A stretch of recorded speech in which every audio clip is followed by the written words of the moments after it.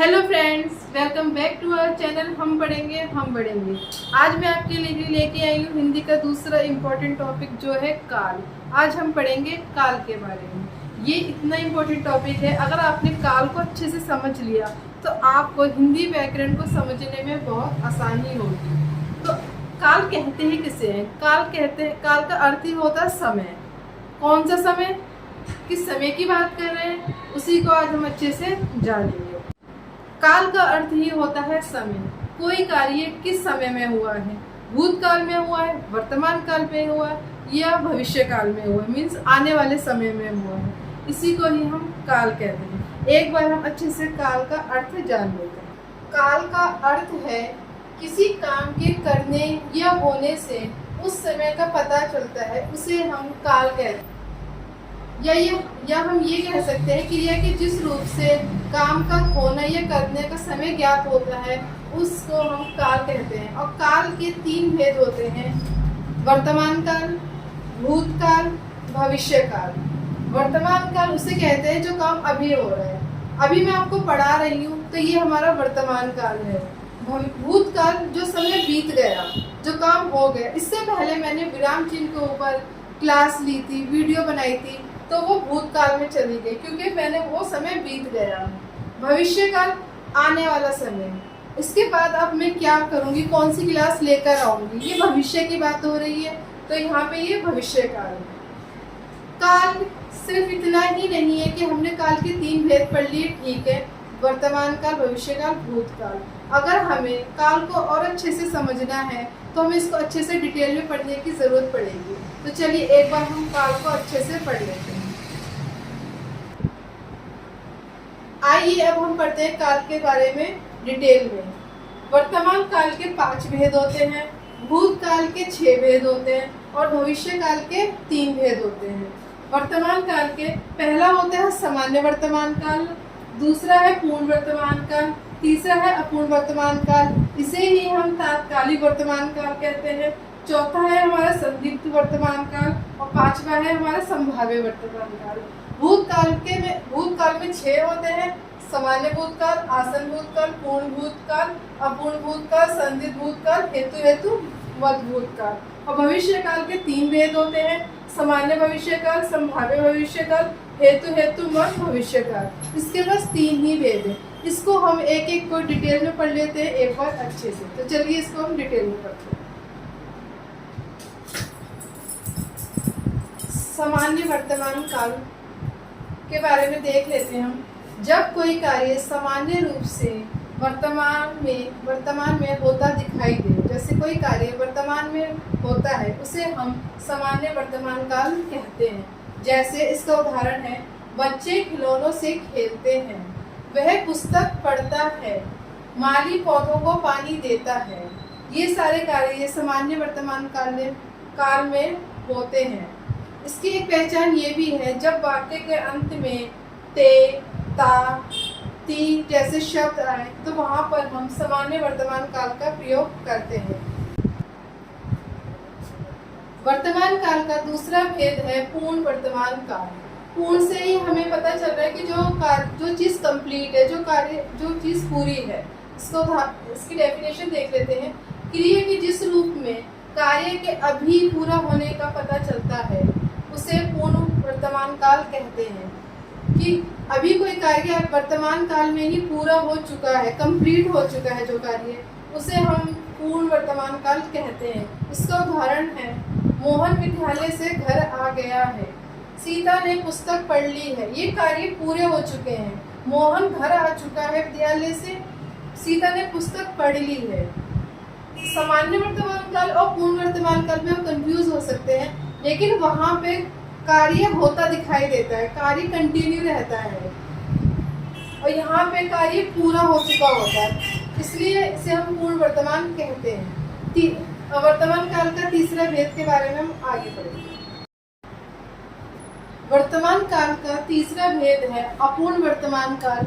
इसे ही हम तात्कालिक वर्तमान काल भी कहते हैं। इसकी परिभाषा है, क्रिया के जिस रूप से ये बोध हो कि वर्तमान काल में भी कार्य अभी पूर्ण नहीं हुआ है। क्रिया के जिस रूप से ये बोध हो कि वर्तमान काल में कार्य अभी पूर्ण नहीं हुआ है, बल्कि अभी भी वो काम चल रहा है, अभी भी वो काम कंटिन्यू है, उसे हम अपूर्ण वर्तमान काल कहते हैं। जैसे आशा विद्यालय जा रही है, वर्षा हो रही है, प्रकाश प्रकाश स्नान कर रहा है।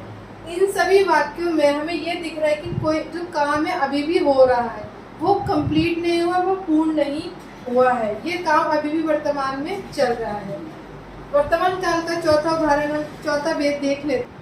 वर्तमान काल का चौथा भेद है संदिग्ध वर्तमान काल। इसकी परिभाषा है जिस कार्य में वर्तमान समय में पूर्ण होने में संदेह हो, जिस काम का वर्तमान समय में ही कंप्लीट होने में या पूरे होने में हमें डाउट हो कि वह काम हुआ होगा या नहीं, उसे हम संदिग्ध वर्तमान काल कहते हैं। जैसे इसका उदाहरण देखते हैं, माँ खाना पकाती होगी, रामू पढ़ता होगा, शायद दिव्या अंदर सोती होगी। यहाँ हमें डाउट है, यहाँ हमें संदेह है कि शायद ऐसा होता होगा। जहाँ हम हाँ और ना में कंफ्यूज होते हैं, वहाँ पर हम संदिग्ध वर्तमान काल का प्रयोग करते हैं। संभाव्य का ही अर्थ होता है संभावना, किसी चीज की संभावना होना। इसकी परिभाषा देख लेते हैं। जिस कार्य में वर्तमान समय में पूरा होने की संभावना होती है, जिस कार्य के वर्तमान समय में ही पूरे होने की संभावना होती है, उसे संभाव्य वर्तमान काल कहते हैं। जो कार्य अभी अभी हुआ है, उसे हम संभाव्य काल कहते हैं। जिस काम में हमें संभावना होती है अभी अभी होने की। जैसे लगता है पिताजी दफ्तर से आ गए हैं, लगता है पिताजी दफ्तर से आ गए। हम ये ऐसे हम तभी बोलते हैं जब कोई चीज़ अब थोड़ी देर पहले ही हुई है। लगता है कि पिताजी दफ्तर से आ गए हैं, संभावना हो रही है हमें। लगता है आकाश चला गया है, वो अभी कोई घर पे आकाश नाम का लड़का था, वो चला गया है बाहर, तो हम उसके लिए ऐसे ही बोलते हैं कि लगता है आकाश चला गया है। इस प्रकार वर्तमान काल के लिए 5 भेद हमने कंप्लीट कर लिए हैं। अब हम भूतकाल के 6 भेद के बारे में पढ़ लेते हैं। भूतकाल का पहला भेद है सामान्य भूतकाल। इसकी परिभाषा है जहाँ पर किसी कार्य के बीते होने का संकेत मिलता है कि वो कार्य हो चुका है, वहाँ पर सामान्य भूतकाल का प्रयोग होता है। जैसे मोहन चला गया, मोहन आया था चला गया, तो वो बीत गया। बीते काल की हम बात कर रहे हैं। दूसरा है उदाहरण, श्री राम ने रावण को मारा। ये बात बीत चुकी है कि श्री राम ने रावण को मारा था। जहाँ पर हम बीते समय की बात कर रहे हो, वहाँ पर सामान्य भूतकाल का प्रयोग होता है। सामान्य भूतकाल के बाद भूतकाल का दूसरा भेद है आसन भूतकाल।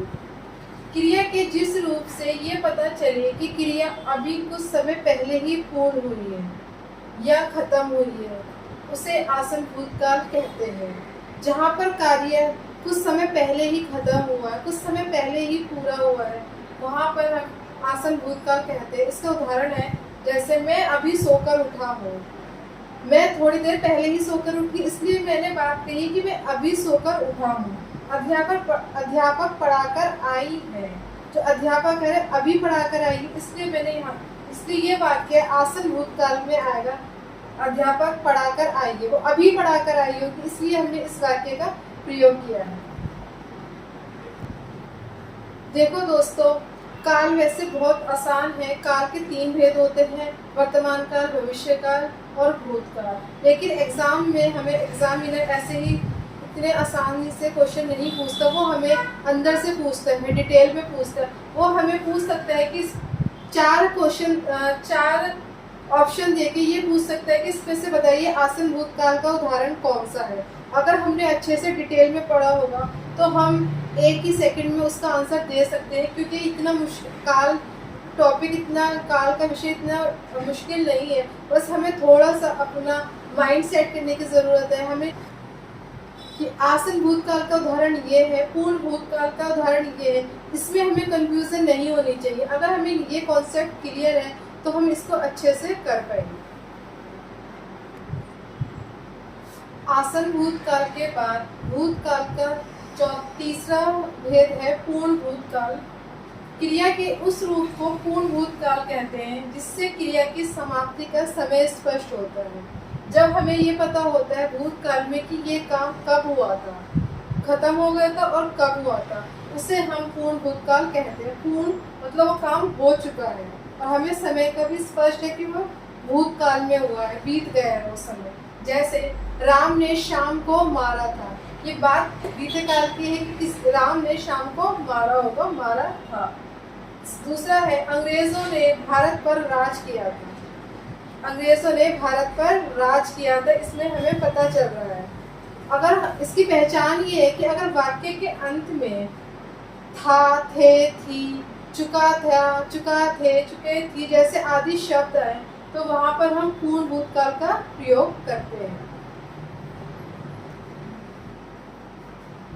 दोस्तों, पूर्ण भूतकाल के बाद भूतकाल का चौथा भेद है अपूर्ण भूतकाल। अपूर्ण मतलब वो काम नहीं हुआ है, हमारे भूतकाल में भी वो काम चल रहा है, वो काम नहीं हुआ है, उसमें हमें कॉन्टिन्यूटी दिखाई दे रही है। जैसे जिस क्रिया से ये पता चलता हो कि भूतकाल में क्रिया संपन्न नहीं हुई थी, जिस क्रिया से ये पता चलता हो कि भूतकाल में भी क्रिया संपन्न नहीं हुई थी, क्रिया अभी भी चल रही है, मतलब काम हमें अभी भी कॉन्टिन्यूटी उस काम में दिख रही है, वहाँ पर हम अपूर्ण भूतकाल का प्रयोग करते हैं। जैसे रमा गीत गा रही थी, ये भूतकाल की बात है, हम कह रहे हैं कि रमा गीत गा रही थी। सीता सो रही थी, रमेश बाजार जा रहा था। यहाँ पे हमें काम की कॉन्टिन्यूटी दिख रही है, काम यहाँ पे अभी भी चल रहा है, तो वहां पर हम अपूर्ण भूतकाल का प्रयोग करते हैं।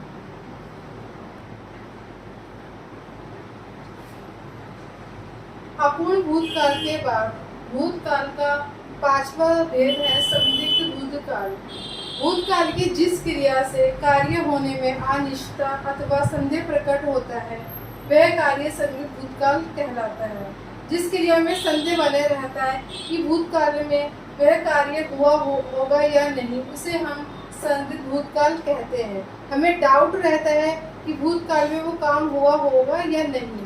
जैसे बस छूट गई होगी, दुकानें बंद हो चुकी होंगी, ये हमें यहाँ पर हम डाउट में हैं और ये भूतकाल की ही बात हो रही कि वहाँ की दुकानें बंद हो चुकी होंगी तभी ऐसा हुआ है, या बस छूट गई होगी तभी आयशा ले घर आई थी। इस तरीके से ये संदिग्ध भूतकाल का संदिग्ध भूतकाल के बाद भूतकाल का छठा भूतकाल का भेद है। भूतकाल का छठा भेद है हेतु मद भूतकाल। जब भूतकाल में एक क्रिया के ऊपर दूसरी क्रिया निर्भर करती हो वहाँ पर हेतु मद भूतकाल की क्रिया होती है। जैसे जहाँ पर एक काम के ऊपर दूसरा काम निर्भर करता हो, किसी एक काम के होने या ना होने पर दूसरे काम का होना या होना निर्भर करता हो, वहाँ पर हेतु मद भूतकाल का प्रयोग किया जाता है। जैसे यदि वर्षा होती तो फसल अच्छी होती।